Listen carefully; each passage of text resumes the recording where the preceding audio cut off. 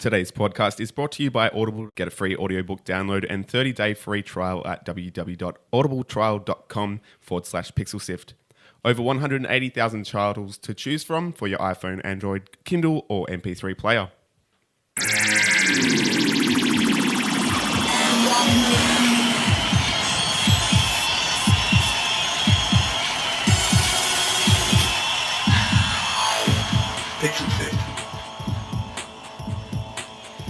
Hello and welcome to Pixel Sift. It's your weekly dive into the world of games and gaming. This week we've hit episode 60, which of course everyone knows is the Diamond Jubilee. So feel free to send your copies of Pokemon Diamond our way. Feel free. I'm your host Gianni and I'm joined by my co-hosts Scott and Mitch. Hello. I already have Pokemon Diamond. More the merrier is what I say. You got to get those legendaries. Taking time out of his busy schedule just before the launch of his game is Alberto Santiago, developer of Goat Punks. Alberto, thanks for joining us. Hi guys, how's it going? Hey. It's a pleasure to have you on the show this week, taking a few moments before the crunch of pressing launch on your game. But Mitch, what else are we going to be chatting about today? Yes, Nintendo will now be forsaking region locking regarding the new Nintendo Switch. So how will this affect the way we get the games we want? Yes, and our first topic today will be looking at the launch of IRL, the latest feature from Twitch. Great. Twitch and Switch. Twitch and Switch. Let's hitch this wagon. I don't know. Let's jump in, shall we?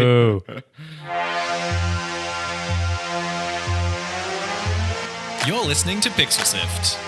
Or you might be watching Pixel Sift on Twitch. Pixel Sift.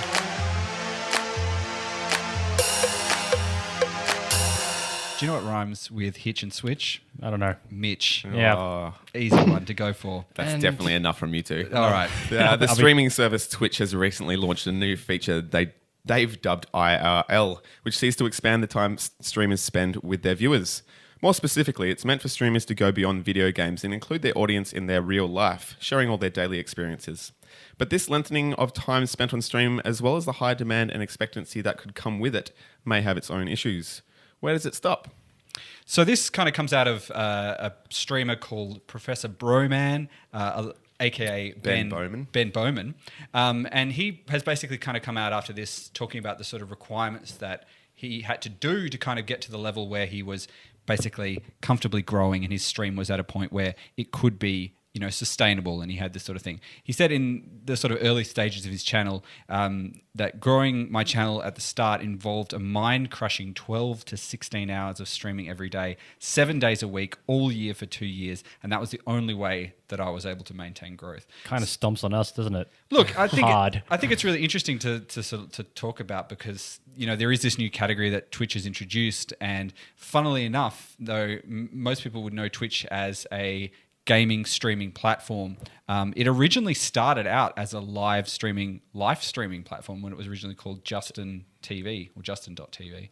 And the guy Justin who made it basically streamed his entire life. Yeah. And people used to watch And it. Twitch was the video gaming branch of Justin TV, well, wasn't it? Previously, the Justin TV had games on it because they opened it up so that other people could access it. Right. And some of the more popular content ended up being people playing games on stream instead of actually, you know, going to the bank or, Right. you know, doing normal, here's me doing some dishes or whatever. You know, gaming became an important part, and then the whole company kind of shifted in that direction. So, yeah, I think it's really interesting to sort of talk about the requirements that, you know, these sort of things expect of people and the expectations that audiences and fans have of these people who are making this content. Well, that's it. You widen up the relationship, which is very worth noting is fairly one-dimensional. Like, there's going to be a demand and expectancy, I think anyway, for them to do it more and often. And, yeah, I think that could be taxing on the people themselves. I think it's, yeah, where I sort of disagree with this particular statement is that there is a... Ben Bowman basically comes out and says, look, I think that the time commitment is basically going to keep expanding to the point where if you aren't streaming your life 24 hours a day, 7 days a week, you're just not going to have this audience. I think what this has done, and examples of other categories which have come out of this, is kind of more of a diversification of what Twitch is intending to do.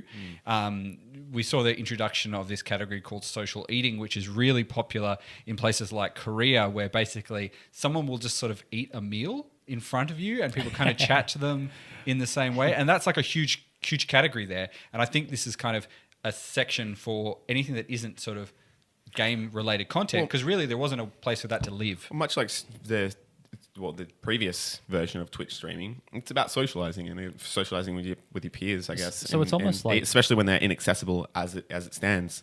So it's almost like the kind of focus of Twitch on Justin TV has kind of narrowed, and then now it's diversifying again, almost. Exactly right. Yeah, I think that's Sorry, Ben Bowman's version obviously is pretty worst case scenario, and that's not going to be everyone. But it's a view that of something that might happen if things are kind of pushed too far. And if we're not careful that we don't push people too far, that those kind of things can happen. And I think there is a sort of a comment to be made about the expectations of audiences and people watching these streams, that there needs to be this sort of balance between allowing people to create interesting stuff, but also not asking too much of them that it kind of destroys their lives. I would love to hear Alberto's thoughts on this, though. Alberto, you're just about to release a game. Yeah. You're thinking about the audience expectations of your games. Where are you sitting? Well, I'm sort of worried about, I guess, the level of quality that, if someone is always constantly on, how are they going to be able to deliver like rich experiences like 24/7? I think they make these things available for us, but it's not necessarily we should use it. Like it's almost silly to sort of like, it's not for everyone. I don't think everyone should use it. But like, I guess the problem with trying to stand out on your own is like you sort of have to try and keep up. You're sort of trying to keep up with the Joneses in a way.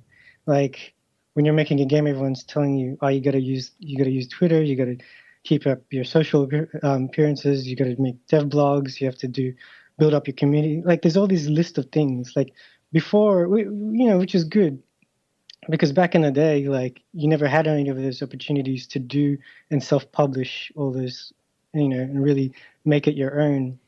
But now there's becoming too many platforms that you kind of have to, like, I didn't necessarily think you have to use everything.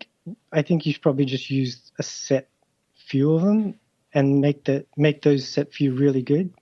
Is there anything that you're kind of staying away from, that you said, look, I'd love to do this, but I need to just concentrate on these one or two areas?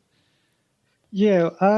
Well, I suppose doing blogs and stuff like those kind of things take a lot of time, and like while you're making the game, I guess it sounds easy enough to just take a screenshot of whatever you're doing, but that also sort of changes the way you develop, because you're kind of creating something that's for that particular screenshot or something to share, and not for the entire game in itself, if you know what I mean.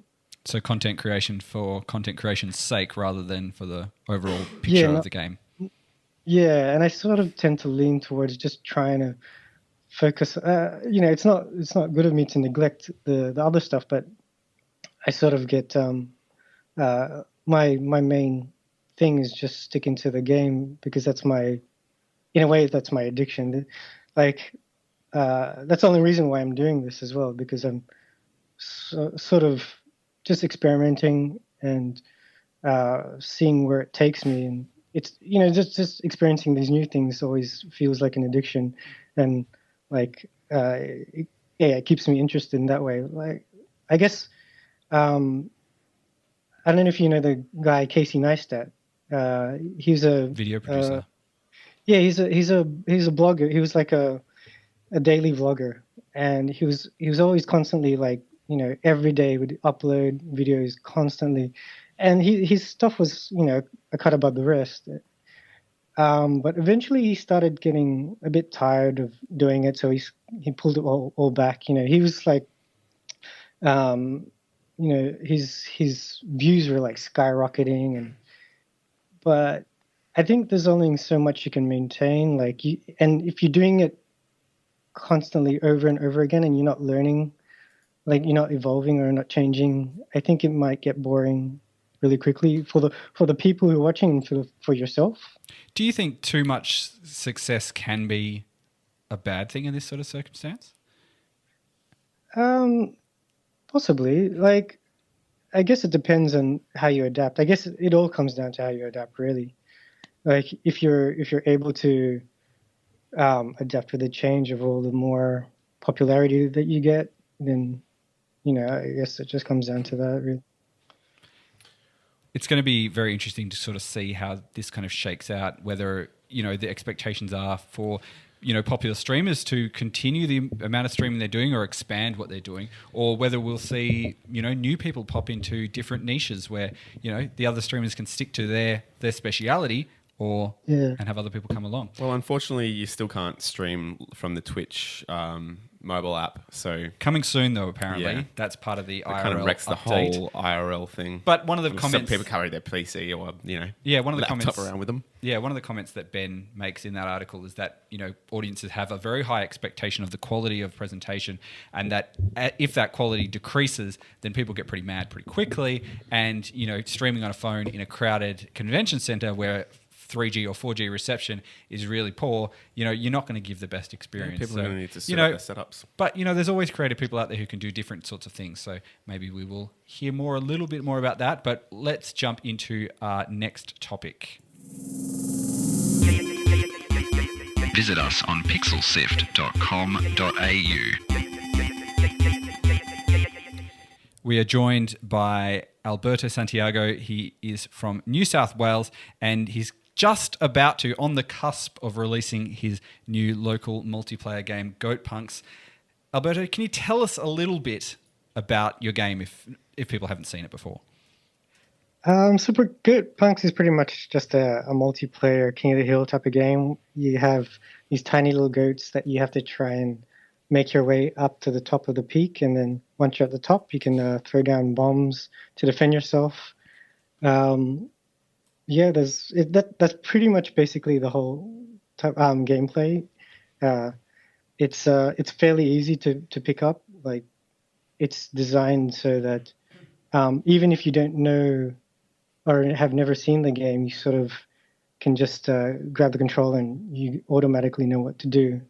That was one thing that I was focusing on when I was developing this game, is making sure that people can just jump into it and run with it. I can absolutely attest to that. I jumped in and did pretty well for myself. It made me really happy. We've been hearing about it all the time. He thinks himself a bit of a Goat Punks legend. I do. Nice. But yeah, I think one of the things about it when I was playing the games as well is that there is this sort of sense of speed and sort of almost really chaotic. Yeah. How do you kind of balance that between, giving people too much information, but also having a game that's kind of fun and easy enough for people to pick up? Yeah, well, I guess it just comes down to, like, I developed it in the mind of keeping it like a simple battle, like a rock, scissors, paper type of battle. Because right now I have sort of 4 different attacks. You got your shield, and then you got your charge attack, and then you can just run and jump onto other people. Whereas, like, if you use your shield and someone tries to run into you, you can like knock them off if you're the guy that's holding the shield. But if you wait for a bit and charge up your shield, you can if you charge up your attack, you can like destroy the guy with the shield. And so it sort of goes in this circle where you can like either one can destroy the other. I want to make it. I wanted to make the games intuitively, so that you wouldn't like you can think on the spot without having to, really, like, deeply. You don't need the strategy. It's a Twitch sort of game. That's okay. Yeah, there are a lot of strategies to the game. Like, once you get deep into it, it's hard for me to show people, like, on a convention setting and stuff like that. But I don't know. Like, I think the fun part is once people are at the top and then they can jump down, and then you get this kind of toss and throw of like who's going to be on the top, and you can dismount and like wait for the other person to jump on the top and then knock them off. And Yeah, so there's absolutely. this sort of Like, mind games that you play. there's a huge tactical part of it. Like you exactly like you said. Once you get to the top and you've kind of like where you're meant to be, you then realize that you can go down and Quite vulnerable. In and that actually position. like you kind of ambush people. And there's like subtle nuances to the gameplay. And like Yeah. you said with the charging of the shield, that I mean you can pick it up and do all the things basically, but just like a really good kind of multiplayer challenge game like that, there's subtle things that if you work on for a little while, you can become quite good. Alberto, you're Yeah. working on this game as sort of a solo project, and you're just about to release it. How are you feeling at this point, just a few hours before the game kind of is in everyone's hands and they can start playing it? Well, I guess it's kind of scary in a way because, as a solo developer, like when you release a game and put it out to people, you don't really know what they're going to take or what they're going to, what feedback they're going to give you. And, if it's good feedback, then you get all that good feedback. But if it's negative feedback, then you get all the negative feedback that weighs on you.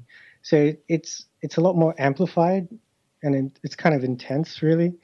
Whereas, like if you're in a team and stuff like that, you can sort of always just blame the other person, and it just gets distributed, the highs and lows. Is it something you're worried about? I mean, you've taken this game around. I've seen it at PAX, and it's been over to Western Australia to play up Perth. SK. You've obviously had a lot of people in front of it. What's the sort of reactions you get from people who are playing the game with you there? Yeah, mostly everyone sort of likes it. Like, so I guess at an immediate sort of standpoint, like it works quite well. I know it works quite well in a party setting, and I guess the main thing that that's uncertain for me is like how will it go when you're on your own, like when you're playing it by yourself. Like I have recently just developed like the online multiplayer for it, and when you're that's also another downside when you're a solo developer. It's hard to test on like multiplayer by yourself. I got like 4 computers, and I'm trying to like verse myself and trying to figure out like if it works or not. Like even when it wasn't like online multiplayer, like I had 4 game pads, and I was trying to like use all the game pads with like a pinky and a thumb, like both on each hand, like trying to like get to the top and like just test if things are going to break or not. Would you consider bringing on more people to help you out in the future? Some like beta testers, alpha testers. Yeah, I'd love to.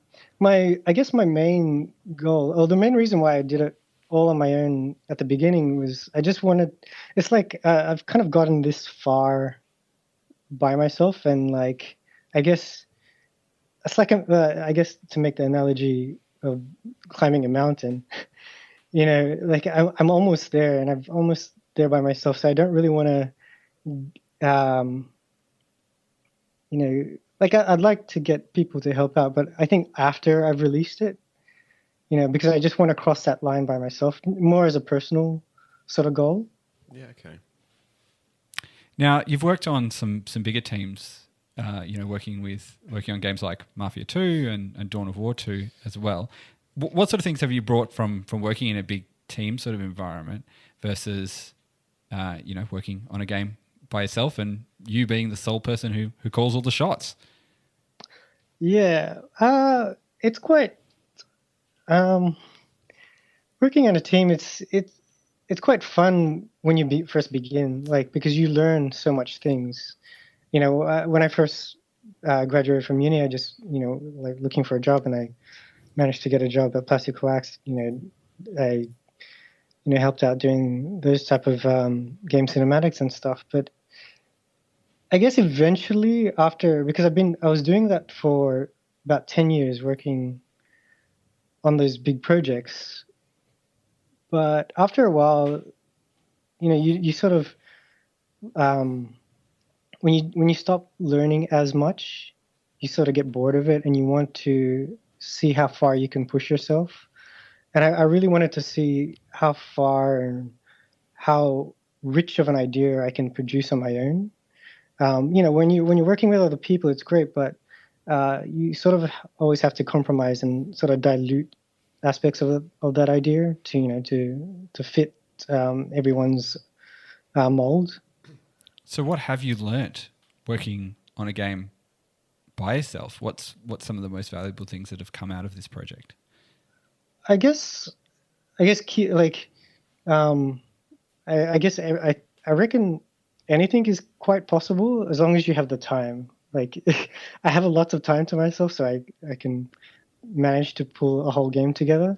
But I really believe that anyone can, if they have YouTube or whatever, you can learn how to program, because that's how I did it. Like I just looked up like how do you program this, and I come across all these like YouTube links of like little kids who are they haven't even broken their voice yet, and they're explaining these sort of complex ways how to jump, and I used to do it this way, and now I do it this way, and it's much better. And like if those kids can do it, then what is stopping me from being able to do that?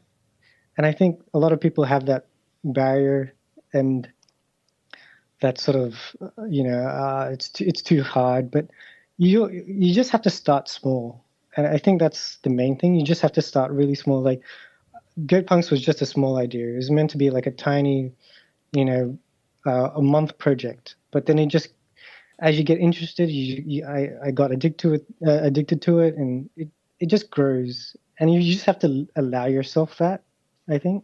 Look, you're very close to the finish line. You're just about to release the game. I don't know that much could stop you now. So if people want to find out a bit more info about it, where should they head to? I guess goatpunks.com, or for Twitter is @goatpunks. And grab a couple of people together, grab some mates, get on the couch, play a few rounds of multiplayer Goat Punks. Just make sure Scott's not there. Cool. Yeah, don't invite Scott, because that guy is a sore winner, that guy. Alberto, stick with us. We're going to jump into our next topic right now. Cool. Did you know Pixelsift is available on other platforms? You can find previous episodes on iTunes, Pocket Casts, YouTube, and on the Pixelsift website. Yeah, so with Nintendo dropping region locking on altogether on the Switch, now we may be able to get our hands on all those dating sims, abstract fighting games, and JRPGs without having to buy or mod a new console just to run them. With another digital wall broken down, could this affect how all games are developed by Nintendo? Interesting choosing of words there, choice of words. A digital wall has been broken down there, but this is obviously about physical hardware, That's right? true. So this is the games that you have to go to a brick and mortar store or maybe an online store, and they'll ship you a piece of plastic and silicone, and you put that into your console and you can play it from there. Sort of confusing, really, that this sort of thing hasn't sort of existed beforehand. PlayStation 4 has had it for sort of its entire generation. Well, you see, they have and they haven't, because, look, according to dungeoncrawl.com.au, I've just been looking at this cute little diagram they have here, and it says that PS4, the discs are not locked, however, DLC is. Yeah, that's absolutely correct. So I was referenced, so my digital wall comment is, that's where I was looking at that. If you're going to buy yeah. an Australian game, then you need to purchase the Australian DLC for that title in the Australian PSN and store using your Australian PSN ID. Great. But if you're an Xbox user, you can happily just kind of jump between the two of them. Look, I think it's really interesting, because I think when this generation first sort of started out, there was a lot of pushback against this idea of a digital only game, and that there was going to be some advantages brought in by having something like, well, this is the main selling point of the Xbox One, was that you could buy it and share it with your friends, and you didn't have to worry about the disc. You could just jump over to anyone's house, and as long as you had good enough internet, you could just download your game and play from there. Mm-hmm. But it never quite happened, because there are people in the world, like for example in Perth, Western Australia, where the internet isn't good enough, unless you're Scott. Yes. Yeah, where you can't actually do that, and actually having a disc from a store is still the most ideal way to do this. But we are seeing this trend away from people buying physical games. The CEO of GameSpot, which runs EB Games in Australia, but also the GameSpot in the United States, Paul Raines, recently said that they've You mean GameStop? GameStop, not GameSpot. GameStop. Confusing. Basically reiterated in Gamer Sutra that the company's commitment was sort of transforming its business out of gaming and into non-gaming operations. So you may have seen that they're moving into other things that are physical items that you buy in a store, because this market is disappearing. He goes on to say we're disappointed with the overall results because there was a big drop in the last sort of seasonal quarterly sales.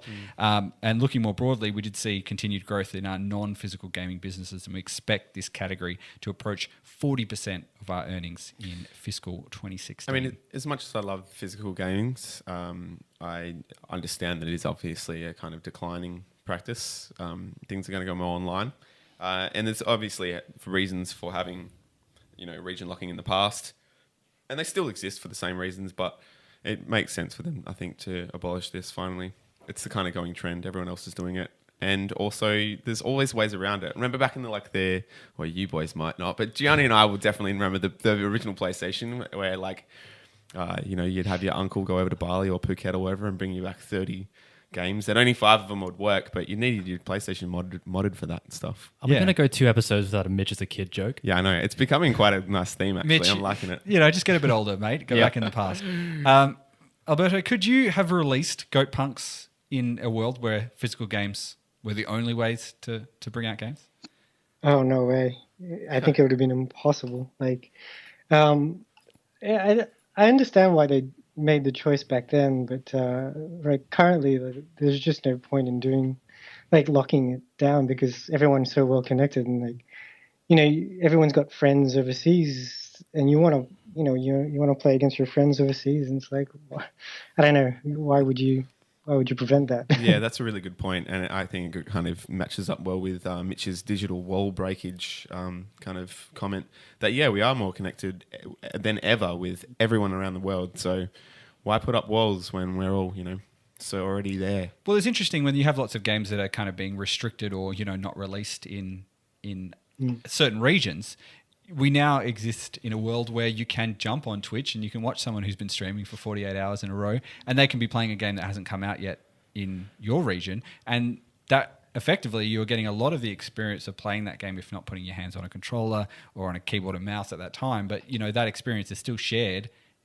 It just seems that the frameworks behind it need to catch up with the way that people are kind of using and playing games. One thing I do hope we get from the Switch is that we can play online games with all of our friends that live in wherever they anywhere in the world. Because right now on the PS4, I know that people in Australia can't play with people in Japan because those 2 stores, quotation marks, are not linked together. So they are actually on different servers. So It'd be so to me, that's not free of region locking. To me, that's global. region locking. Yeah. So I hope that it's completely And part of that unanimous. is technology as well, because obviously there's a big distance between, Australia and Japan physically. Maybe not over the internet and culturally, but, there is that distance, and maybe the experience isn't that great. But as we get, further along in technology, we could hopefully see people play, Mario Kart and destroy you from all parts of the world, as in my case, where whenever I play Mario Kart online. I guess on the other side of the argument, I guess if you're a developer, it's kind of if you wanted to test your game, do a soft launch and just region lock it to a certain area, a small town, just so you can test it and then get data that way, and then once you're ready, and take it to the rest of the world. I think that's probably the only reason why I would consider something like that, just to, have a control group.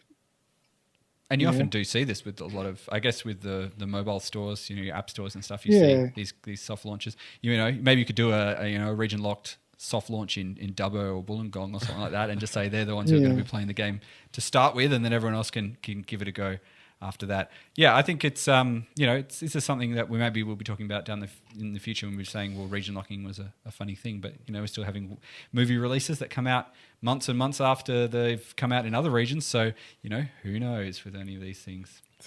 Look, that's pretty much all we've got time for. Alberto, thanks for joining us. Good luck with the launch tomorrow. If you want to check out Alberto's game, you should head online. You can look up Alberto at studio_canvas or on Twitter. And on Twitter, you can look up Goat Punks. You're on all the stores and everything. It's been a blast to have you on the show. Thanks for joining us. Awesome. Thank you so much. And we have a website as well where you can also find links to all this stuff, including Alberto's game. That is pixelsift.com.au. On there, you'll find links to all the articles we've been talking about and quotes from there. Mitch, we've also got some older episodes, don't we? Yeah, so you can go to our website to check those out, and you can either go to iTunes, Pocket Casts, or using the RSS link on our page to get those. And Scott, if people want to find us online You can in other find us. capacities, Yes. talk to us there. Online at facebook.com/pixelsift, twitter.com/pixelsift, twitch.tv/pixelsift, and youtube.com/pixelsiftau. That's it. We'll be back again this time next week, but thank you for joining us. Thank you. Thanks.